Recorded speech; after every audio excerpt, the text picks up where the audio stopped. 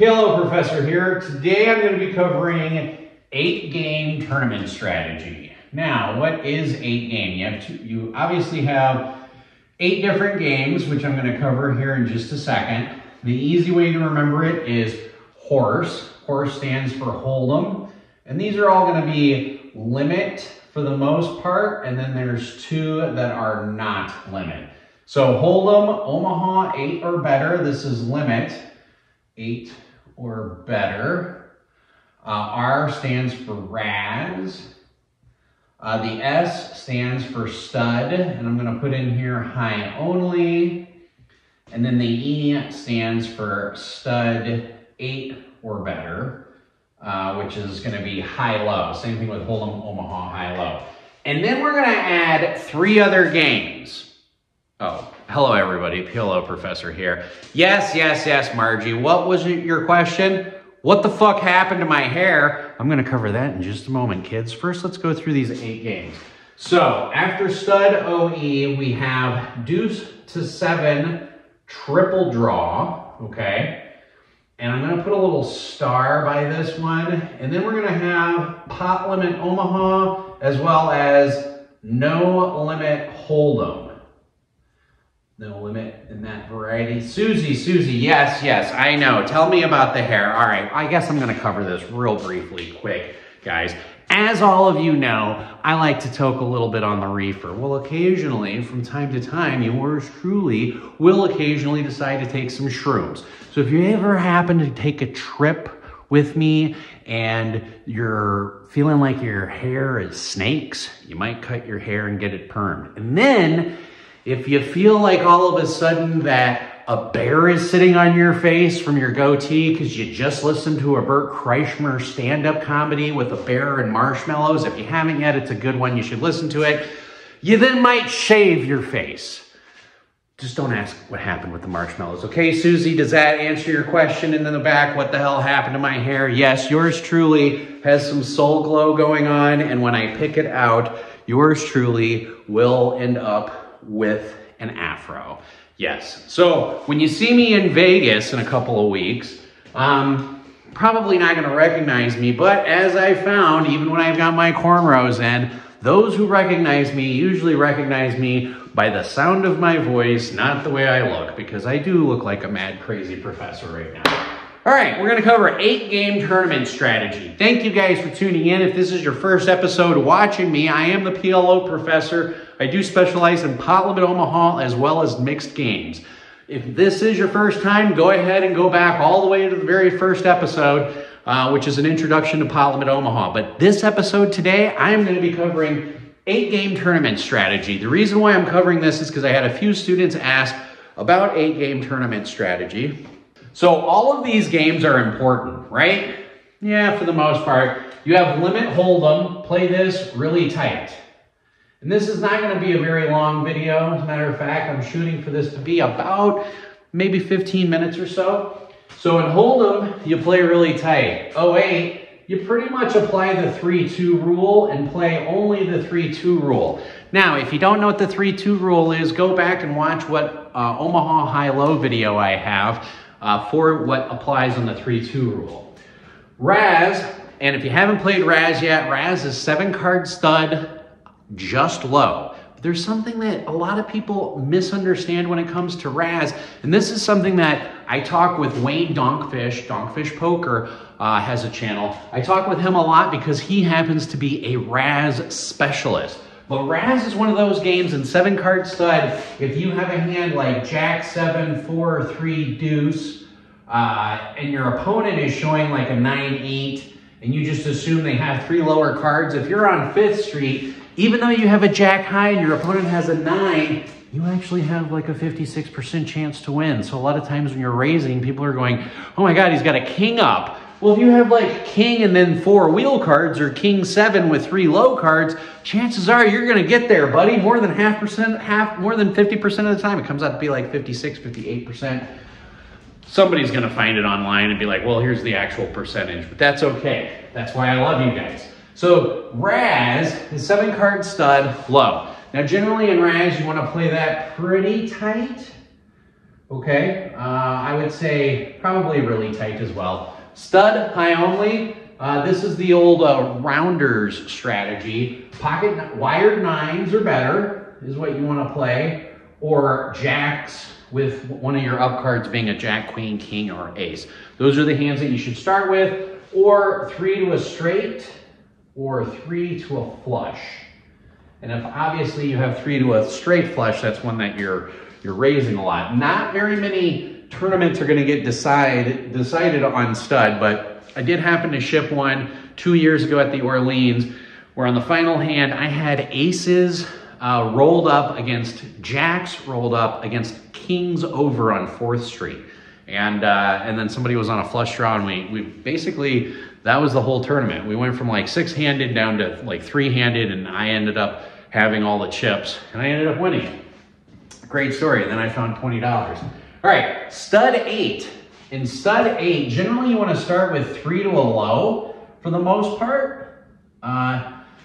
If you have 3 to a low with a flush, that's when you're raising, or you want to start off with an incredibly strong one-way hand like king, king, king, you know, something to that effect. Aces are really big in stud 8 or low. Now, the reason why I put a star besides deuce to 7 triple draw and PLO, in deuce to 7 triple draw, even though it's limit, this is the game that is going to decide the tournament. Yep. The way the current tournament structure is, deuce to 7 triple draw has so many bets in it and so many people staying that is the game. That and Pot Limit Omaha are pretty much going to decide the tournament. These two games right here will decide the chip leader. I'm just guessing. I'm making a number out of my ass here. It's going to be probably around 90% of the time. So if you say to yourself, well, Professor, why do these two make up the most? Well, first of all, deuce to 7 triple draw, one thing you're going to find out is just about everybody and their third cousin, you'll sit there with a 6-handed table and you'll have 2 or 3 people who are just like, this is my first time playing deuce to 7 triple draw. What? This is your first time playing deuce to 7 triple draw? And by the way, if you're looking at these 8-game tournaments and it is your first time playing deuce to 7 triple draw, don't be afraid, don't be intimidated. I actually have a video covering deuce to 7 triple draw. It's one of the videos that you should watch. And specifically with tournament strategy, deuce to 7 triple draw and Pot Limit Omaha are the 2 games that are going to make the most impact on your chip stack and your opponent's chip stack. So what does all of this mean for tournament strategy? So I just gave you a quick explanation and strategy on each of those games, and I do have videos on these games. Of course, I've got plenty of videos on Pot Limit Omaha and tournament strategies. I've got videos on deuce to 7 triple draw. I believe I have videos on all of these. But how does that impact you? Professor, how am I going to make sure I have a huge chip stack so I have a shot at making it to the final table or a shot of making the money? That's a great question. Does the 3X rule apply? So when we go to tournament strategies, when you're playing Pot Limit Omaha tournaments, one of the things you want is 3X your starting stack at end of registration, okay?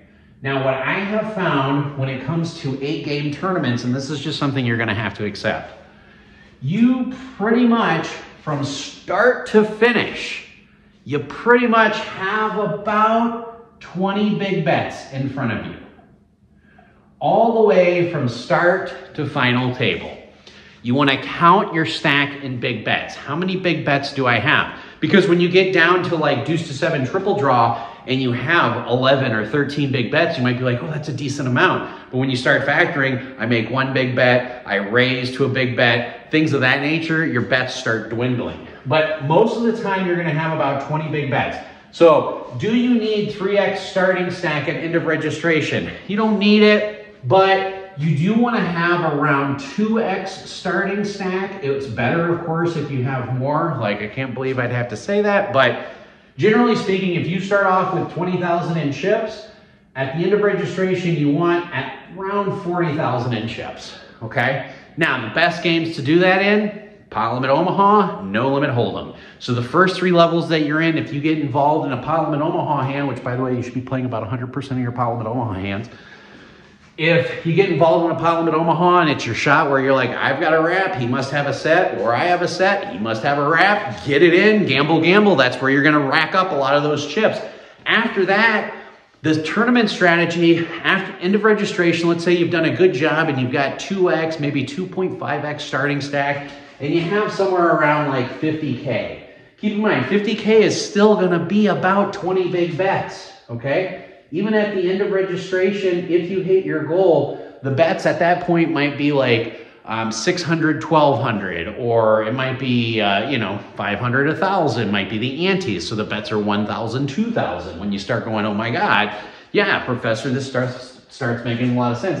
And anytime you're in a tournament, you have more than 20 big bets, after end of registration, you are sitting pretty. But that does not mean that you have to let off the gas, because guess what? Those blinds come around and it starts getting more expensive, and your big bets get cut basically in half. So that's one of the strategies. At end of registration, ding, ding, ding, ding, registration's over. Now what's the strategy, Professor? And I know some of you who are mixed game specialists, 8-game crushers, horse tourney specialists, you're all gonna hate me for saying this for the however many people watch this video, but play small ball. That's right. Play small ball. Small ball. We want the pots to be small. That doesn't mean limp, okay? But we want to play small ball. Play. I'll go ahead and write it down for those of you in the back who can't see, and I'll even say it a little bit louder. And you're not going to hear me say this in cash games, but in tournaments, play small ball. That's right. Play small ball. That chicken scratch looks terrible. But play small ball. Your goal when you're on an 8-game tournament at end of registration, if you have 2.5x starting stack, is you need to nurture those chips. You need to look at your chips and say, go forth into the wilderness, my children, have babies and come back to me as you push them out into the pot. If you play small ball at the end of registration, you're gonna have a good opportunity to make it in the money. You're gonna have a good opportunity to make it to the final table. And then when you get to the final table, that's when you amp it up a little bit. You're like, I don't mind taking a few extra chances because you know all you have to beat is just this one table. I think that's about it for today's lessons. I hope I see you guys at Caesars. It's gonna be a fun time. And, if you do see me, come up, shake my hand, talk to me, get a photo. I don't care. I'm good with all of that. I love running into new people. I hope this video does help out quite a few of you guys.